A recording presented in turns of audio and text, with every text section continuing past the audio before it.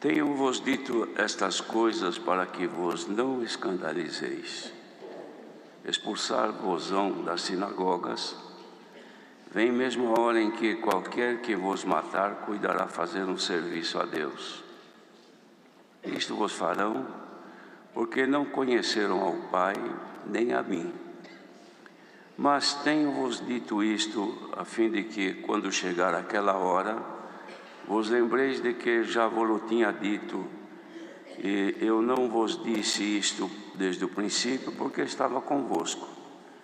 E agora vou para aquele que me enviou, e nenhum de vós me pergunta para onde vais. Antes, porque isto vos tenho dito, o vosso coração se encheu de tristeza. Todavia digo-vos a verdade, que vos convém que eu vá, porque se eu não for, o Consolador não virá a vós, mas se eu for, enviar-vos-ei. E quando ele vier, convencerá o mundo do pecado e da justiça e do juízo. Do pecado, porque não creio em mim. Da justiça, porque vou para meu Pai e não me vereis mais. E do juízo, porque já o príncipe deste mundo está julgado. Ainda tenho muito que vos dizer, mas vós não o podeis suportar agora. Mas quando vier aquele Espírito de verdade, ele vos guiará em toda a verdade, porque não falará de si mesmo, mas dirá tudo o que tiver ouvido e vos anunciará o que há de vir. Ele me glorificará, porque há de receber do que é meu e vou-lo há de anunciar. Tudo quanto o Pai tem é meu, por isso vos disse que há de receber do que é meu e vou-lo há de anunciar. Um pouco e não me vereis, e outra vez um pouco e ver-me-eis, porquanto vou para o Pai.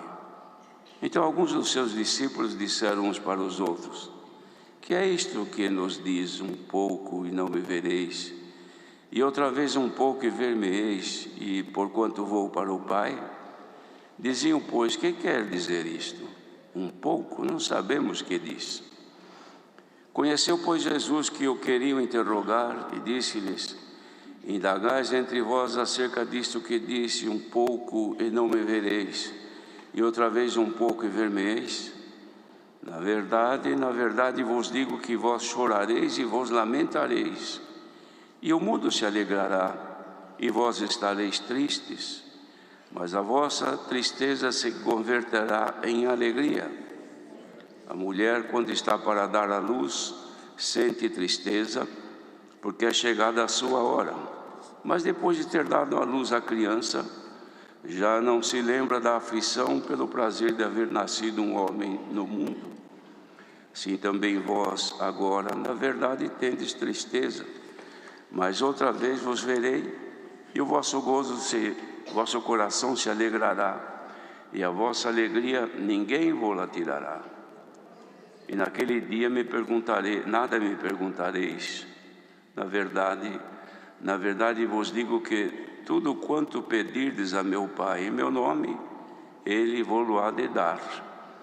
E até agora nada pedistes em meu nome, pedi e recebereis, para que o vosso gozo se cumpra. Disse-vos isto por parábolas, chega porém a hora em que vos não falarei mais por parábolas, mas abertamente falarei acerca do Pai. Naquele dia pedireis em meu nome, e não vos digo que eu rogarei por vós ao Pai, pois o mesmo Pai vos ama, visto como vós me amastes e creste que saí de Deus. Saí do Pai e vim ao mundo. Outra vez deixo o mundo e vou para o Pai. Disseram-lhe os seus discípulos: eis que agora falas abertamente, e não dizes parábola alguma. Agora conhecemos que sabes tudo, e não has mistério de que alguém te interrogue. Por isso cremos que saíste de Deus. Respondeu-lhes Jesus: credes agora? Eis que chega a hora e já se aproxima, em que vós sereis dispersos cada um para a sua parte, e me deixareis só. Mas não estou só, porque o Pai está comigo. Tenho-vos dito isto para que em mim tenhais paz. No mundo tereis aflições, mas tende bom ânimo. Eu venci o mundo. Aleluia. Queridos irmãos, João, apóstolo de Jesus Cristo, escreveu este evangelho, onde aqui ele descreve a maneira como o Senhor Jesus tratava os seus discípulos quando dava as suas últimas instruções, porque ele percebia que estava chegando o tempo de sair deste mundo, mas tinha o cuidado de deixá-los sem o amparo que até então ele dava aos seus discípulos. E neste cuidado, então, ele começa aqui agora a expor a todos eles aquilo que ele havia feito e o que havia então de acontecer nos próximos dias, falando então do cumprimento da sua missão e da forma como ele haveria de deixá-los. Primeiro, ele falava da sua morte e ressurreição. Então ele havia de deixá-los, mas logo voltava para eles, como de fato aconteceu. Pois na sua morte foi para os discípulos, irmãos, um golpe muito grande, pois eles perderam a esperança quando viram o que se fez a Jesus, o que eles ouviram durante algum tempo, mas não podiam crer que isto ocorresse. Mas de fato aconteceu. E nesta grande tristeza, o Senhor Jesus já havia previsto que eles iam ficar assim, mas que ele voltava. E de fato ele voltou, ressuscitou e esteve com os discípulos. Então a tristeza e a dor em ver a separação pela morte cruel que o Senhor Jesus sofreu, se tornou depois em alegria em vê-lo que ele havia vencido. Eles eram testemunha da morte, da execução sumária de nosso Senhor Jesus Cristo. Eles sabiam, eles viram. Pedro mesmo foi um que ele assistiu à condenação do Senhor, ainda que negou ali, mas ele viu. E outros também tinham pleno conhecimento. Mas agora então eles viam o Senhor ressuscitado falando com eles. Aqui quando ele fala, ele ainda não tinha sido morto, mas estava prenunciando a morte e o que haveria de acontecer, mas já deixando claro para eles uma promessa de que quando ele voltasse então ao Pai depois da ressurreição, ele não ia deixá-los como órfãos, desamparados, sem orientação, sem saber para onde ir e o que fazer. Ele haveria de enviar o Espírito Santo, o Consolador, que até então estava só com ele. Os discípulos não. Os discípulos estavam aprendendo, tinham o amparo físico do Senhor que estava ali com eles. Mas então depois, quando isto ocorresse, eles não teriam mais o Senhor de corpo junto a eles, mas iam ter em si, cada um teria em si o Espírito que estava nele, ou seja, Deus enviaria a todos o Espírito Santo e cada um teria agora a guia do Espírito para si, independente um do outro. Cada um tem agora a sua forma de ser orientado, ensinado para a salvação. Eles não tinham como compreender isto, irmãos, porque de fato ainda não estavam abertos aos seus entendimentos a poder compreender desta forma como hoje se compreende. Isto porque o Espírito de Deus agora já está naquele que crê em Jesus Cristo. Mas o que é interessante, irmãos, é que o Senhor prometeu e o Senhor cumpriu. Falou que ia sofrer, padecer, aconteceu. Que ia morrer, aconteceu. Que ia ressuscitar, da forma que disse, sucedeu. e que estaria com eles por algum tempo, também aconteceu. Que ia voltar, eles foram testemunha, que eles viram o Senhor ressurreto subir em glória, e ouviram também os anjos que desceram ali, e disseram: varões galileus, este que vocês viram subir é o mesmo que também vai descer. Bendito seja Deus. Todas as profecias se cumpriram, exceto aquelas que nós estamos aguardando, que é a volta. Mas o que aconteceu, irmãos, foi o maior milagre que Deus fez com o ser humano, que aconteceu pelo sacrifício do Senhor.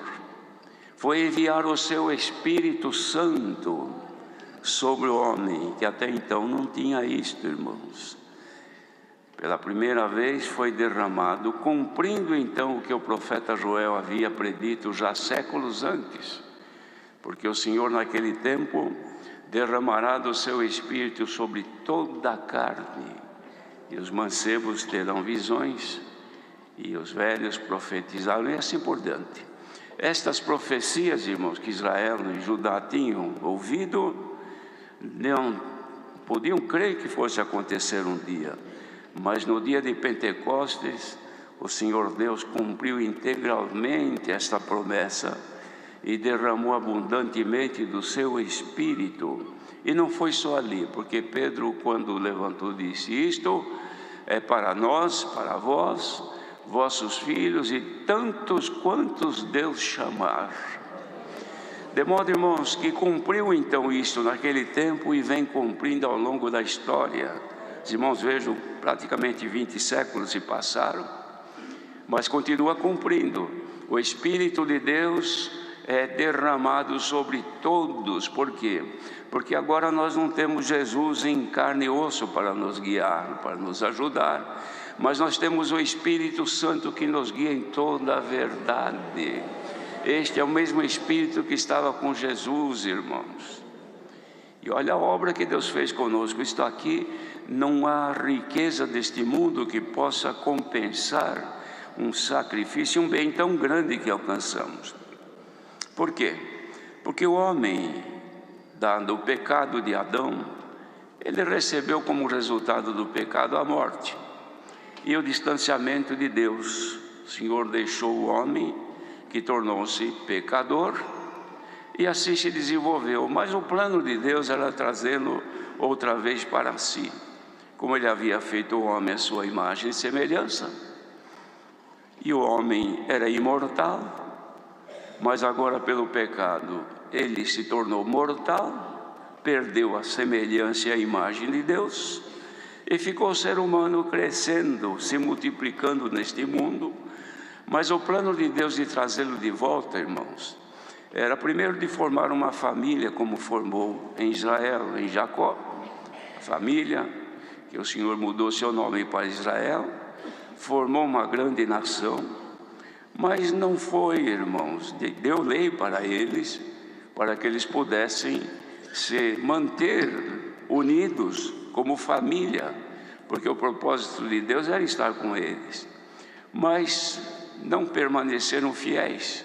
A promessa de Deus seguiu, mas o que fez o Senhor? Estendeu então este propósito de redenção do homem, não para fazer como fez com Israel, de dar a eles uma terra para eles habitar, que é a terra onde eles habitam, e parte dela hoje ainda.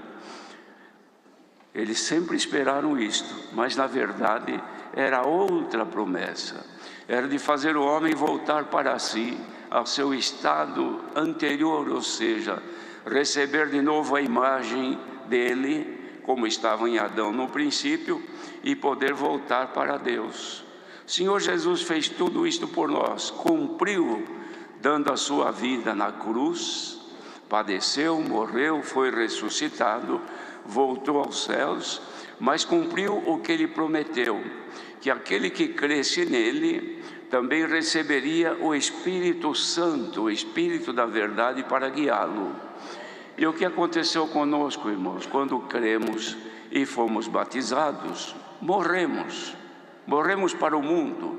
Então aquele pecador da origem de Adão, que veio trazendo em si o pecado, perdeu agora esta imagem, morreu no batismo, foi sepultado, depois levantou-se da água, ressuscitado, nova criatura, sem o pecado original, agora aceito por Deus para receber outra vez a imagem perdida em Adão. E que aconteceu conosco, irmãos? Creu no Senhor, foi batizado, recebeu o Espírito Santo que veio habitar em nós, nos deu outra natureza além da humana, a natureza divina, para que nós, cada um com essa natureza, façamos o que Jesus fazia, ou seja, por onde ele andava, Deus estava nele, o Espírito de Deus o movia. Hoje a mesma coisa, cada homem, cada mulher de Deus, fiel, que anda neste mundo, Deus está na sua pessoa, e o Espírito Santo o guia em toda a verdade. E o que está acontecendo agora, irmãos, é que a imagem de Deus na face de Jesus Cristo está a cada dia se formando em cada um de nós. Cada dia que nós vamos vivendo, irmãos, através da virtude da palavra de Deus, pelo Espírito Santo, e através da fé que temos crido no Senhor, esta imagem vai se revelando em cada um, irmãos. Vão aparecendo em nós as qualidades que estavam em Jesus Cristo, que nós só devemos de progredir, de fazê-la crescer, se manifestar e não diminuir. Ela aumenta, ela cresce na medida em que nós fazemos o que estamos fazendo aqui agora. Viemos aqui à casa de Deus, por quê? Eu vou congregar. Mas por que você vai? Eu vou ouvir a palavra. Bendito seja o Senhor. Vem ouvir a palavra com que finalidade? Para que o Senhor me santifique, o Senhor aceite a minha consagração, me justifique. E se nós entendermos claramente a palavra, poderíamos dizer que o Senhor faça aparecer cada vez mais a imagem de Jesus Cristo na minha vida, e eu me santifique para voltar para Deus, porque o destino é volta, irmãos. O trabalho de Deus é nos levar de volta para Ele. O que o homem perdeu, a nós hoje está sendo restituída francamente, sem dinheiro, sem sacrifício, sem nada que fosse deste mundo, apenas oferecer o coração, ou seja, o nosso viver. Senhor, eis-me aqui, Tu já me chamaste, já colocaste em mim o Teu Espírito Santo, que é consolador, Ele me guia em toda a verdade. Agora eu quero voltar para Ti, eu quero que a Tua imagem seja refletida em minha vida. Então, irmãos, é o trabalho que Deus está fazendo. E Jesus avisou os discípulos que para acontecer isto, não ia ser com alegria, com prazer, com coisas banais desta vida, e vãs também desta vida. Não. Ele falou, vocês na verdade vão chorar, vão se lamentar. O mundo vai se alegrar e vocês vão ficar tristes. Mas a vossa tristeza um dia vai se transformar em alegria. Bendito seja o Senhor. E a nossa tristeza e o nosso sofrimento não é somente pelas coisas da vida, irmãos, porque isso todo mundo sofre, todo pecador, todo ímpio, todo mundo, até os animais sofrem. Se vem muito calor, os animais também sofrem. Se vem muito frio, ele sofre também. Todo homem, toda mulher sofre igualmente. Se chove muito, se dá uma enchente, morre afogado, a casa vai embora. Este sofrimento são sofrimentos das coisas terrenas, da vida terrena.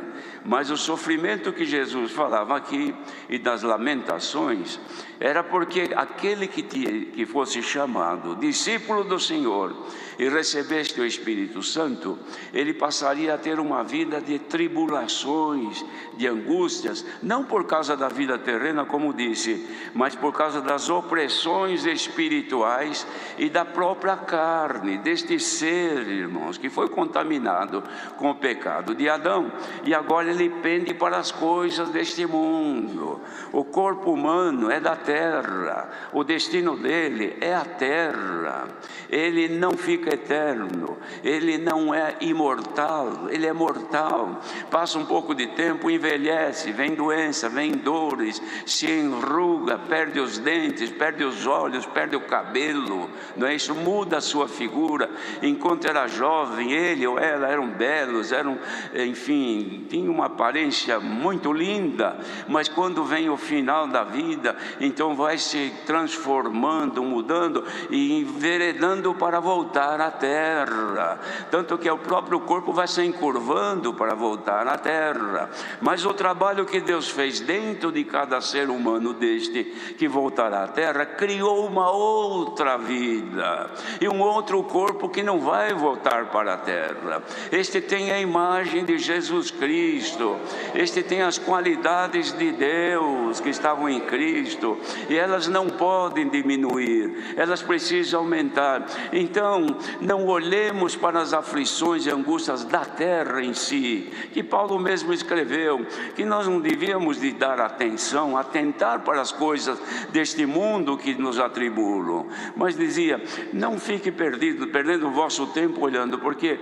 as coisas, as tribulações e angústias não se podem comparar com a glória que em nós há de ser revelada, isto é, está oculta esta glória, está oculta esta grande riqueza, está oculta, irmãos, esta participação nossa com aquilo que é de Deus, está escondido de nós, irmãos, a herança que nós somos participantes, que não é na terra, é nos céus. O Senhor Jesus dividiu conosco esta herança. Vejam, irmãos, que Jesus era o unigênito de Deus, o único filho, dono de toda a herança de Deus, porque só tinha um filho, este filho é dono de tudo. Mas o que ele fez? Dividiu com os seus irmãos adotivos, que somos nós. Dividiu a herança dele, então nós somos co-herdeiros com ele agora, e a herança dele não é desta vida terrena, é aquilo que enche o nosso ser espiritual, que nesta manhã ele nos quer enriquecer um pouco mais. Nesta manhã, pela palavra, o Senhor quer nos fazer mais cheios daquilo que é dele, porque o que é da terra, irmãos, vai passando, vem uma prova, vai, vem outra, vai, vem uma doença, se não sara, mas ela fica aí até o tempo que ficar, e nós vamos vivendo, ninguém fica para sempre. Quando consegue viver muito, 100 anos, 110, 120 anos, o que é isto para uma eternidade que nos é proposta, irmãos? E esta eternidade não é com um corpo que se envelhece, que se enruga e que morre, é um corpo para viver a eternidade na glória dos céus.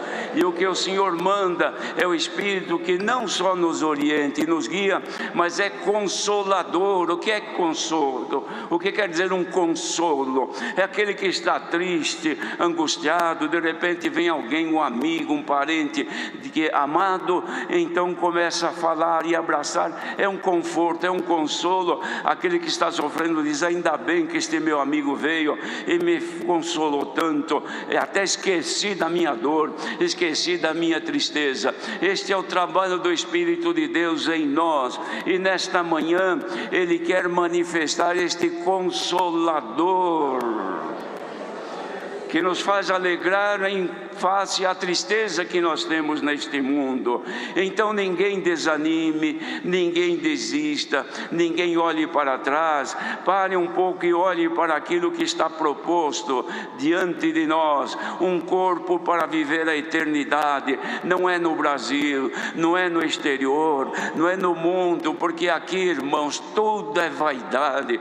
Os irmãos olham uma fotografia bem tirada de lugares maravilhosos que tem no mundo. Então nós olhamos, que lugar lindo, quanto que eu gostaria de estar num lugar desse. Me dá a impressão que é o melhor lugar que pudesse estar.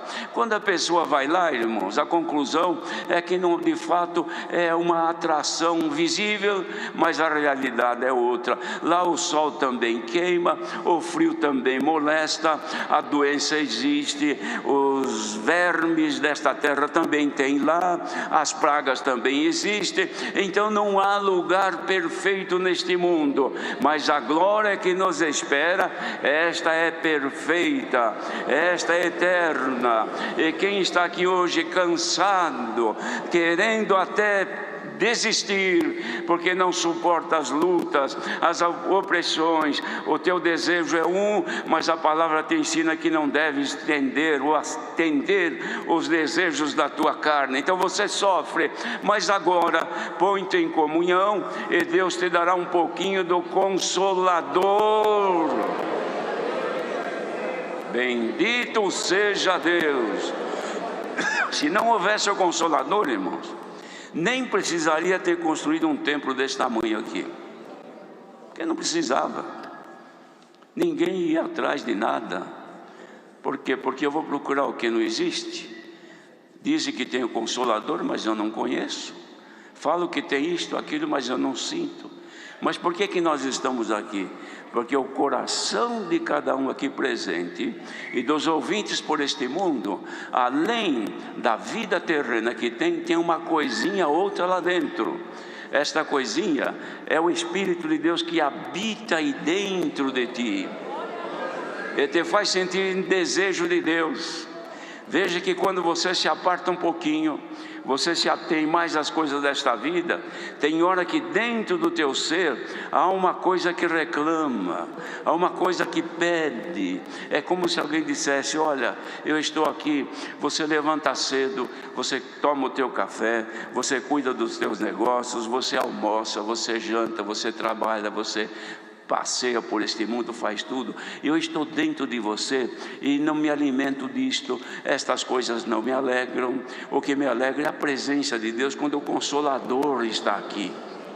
E você não tem tempo para isto, porque você se dedica integralmente à tua vida terrena. Eu estou aqui dentro de você, eu sou a tua alma, eu preciso de alegria. Vai congregar hoje, vai orar hoje. E a gente, não, eu não tenho tempo agora, eu tenho que cuidar disso, eu tenho que cuidar daquilo. E ela dentro de nós, triste. Por isso que tem hora que você fica angustiada, irmão angustiado, não sabe por quê. É a tua alma que está lá com sede, com fome. Davi escreveu sobre isso e disse assim: como o servo brama pelas correntes das águas, assim a minha alma suspira por ti, ó Deus. E quantas vezes a nossa alma está suspirando: se Ele pudesse dar um pouquinho de tempo para eu sentir a presença de Deus, mas Ele não tem. Se ela se lembrasse de que Deus existe, mas ela não lembra. Ela congrega pouco, ela não se interessa mais.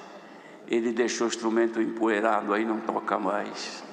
Ele congregava sempre e não vai mais. Orar nem ora, e quando ora é 1 minuto de oração, nem isto. E eu estou aqui com uma vontade de sentir Deus, mas Ele não tem tempo. Bendito seja o Senhor. Mas Salomão, irmãos, escreveu e fez uma comparação disto. Não podemos dizer como se fosse um poema que ele escreveu. Que a mulher, a esposa, estava em casa e o esposo estava fora. E chegou então à noite, ela se preparou para dormir e foi passando, chegou já no final da noite, na madrugada, ela percebeu que o esposo estava chegando e ela deitou-se. Aí ele chegou e bateu na porta: amiga minha, pomba minha, abre a porta. Ela respondeu: eu já lavei os meus pés, já deitei. Mas abre, eu trouxe aqui meus cabelos molhados pelo sereno orvalho da noite. Passei no meu jardim, colhi a mirra, trouxe o mel. abre, amiga minha, formosa minha. Ela não abriu, aí ela viu que ele metia a mão pela fresta da porta, como quisesse abrir na tranca da porta. Ela viu, mas não levantou. Aí silenciou-se, aí o coração dela bateu mais forte. Ela levantou correndo, abriu a porta, olhou, ele já tinha ido embora. Ela vestiu, era madrugada, fazia frio, vestiu o seu manto correndo e saiu pelas ruas da cidade, procurando o seu amado. Encontrou os guardas da cidade. Você não viu meu amado que passou por aqui? Eles pegaram ela, estranharam de ver uma mulher daquele jeito de madrugada, espancaram-na e roubaram dela, tiraram dela o seu manto. Ficou sem o manto, ficou descoberta. Encontrou umas donzelas, falou: vocês não viram meu amado? Mas quem é o seu amado melhor do que o nosso? Meu amado, ele é cândido, ele é rubicundo. Cândido quer dizer puro, ele é da cor dos rubis. Vocês não viram? Voltou sem o amado, espancada, e perdeu seu manto. Quantas vezes que este amado nos procura, irmãos, mas nós não temos tempo, nós estamos ocupados. Vou cuidar dos meus problemas em casa, tenho isso que fazer, tenho aquilo, nem lembro onde está o véu. Ai, bem que se eu soubesse onde está o véu agora ia orar, mas eu tenho outra coisa para fazer. Dá uma vontade de orar, mas não dá porque não tem tempo. E assim o amado vem, procura e não encontra. Mas quantos que resolvem ir atrás dele depois e não acham? E anda por este mundo, e vem aí os ladrões, roubam o seu manto, fica descoberto, perde a comunhão, não sente mais a presença de Deus, não canta mais, não ora mais. Mas queridos que estão ouvindo esta palavra nesta manhã, o Consolador está aí batendo na porta de muita gente. Ei, abre aí para mim, eu quero me alegrar contigo, eu quero me manifestar na tua alma. Ó irmandade, o amor de Deus que Jesus demonstrou aqui em 16 de João, está sendo oferecido nesta manhã. Quem precisar do Consolador, põe-te em comunhão agora, que Ele se manifesta, leva embora de ti esta angústia, te ajuda a vencer a tentação, te dá força para vencer este mundo, e te garante que te vai levar à glória eterna do céu. Glória ao nome do Senhor. Agora mesmo, irmãos, com a comunhão que muitos já estão, este Consolador pode ser manifesto aqui, neste grande lugar onde esta multidão está, mas por este mundo onde houver um pequenino do Senhor, como na oração foi apresentado, que possa agora receber o consolo que vem do céu. Bendito seja o Senhor. Uma coisa, irmãos, é ser crente e ter em si a manifestação do Espírito Santo.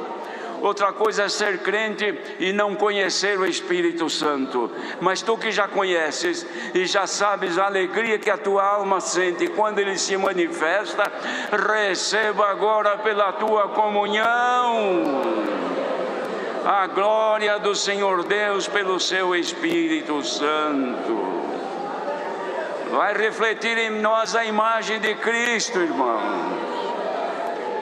Você não vê, mas o teu adversário te conhece de longe, porque ele olha para ti e vê refletida a imagem de Jesus, que venceu ele na cruz. Vê em ti refletido o rosto do Filho de Deus, que ele tentou, mas foi vencido. E você vai vencer também. Igreja reunida nesta manhã, receba aqui a promessa que o Senhor nos faz: ser fiel até a morte, e o Senhor nos dará a coroa da vida eterna. E não só isto, a consolação de sentir no coração o Espírito Santo de Deus. Deus seja louvado.